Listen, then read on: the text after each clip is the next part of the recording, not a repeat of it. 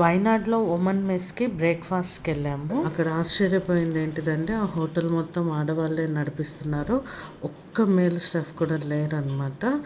అక్కడ స్టాఫ్తో ఇంటరాక్ట్ అయినప్పుడు నేను ఇంకా షాక్ అయిన విషయం ఏంటిది అంటే అక్కడ ఒక అమ్మాయి సర్వ్ చేస్తుంది, క్లీన్ చేస్తుంది. అమ్మాయితో మాట్లాడితే ఏంటిదంటే తను సిఏ చదువుతుంది, అన్ని ఎగ్జామ్స్ క్లియర్ చేసింది, ఓన్లీ ఒక్క ఎగ్జామ్ పెండింగ్ ఉందంట.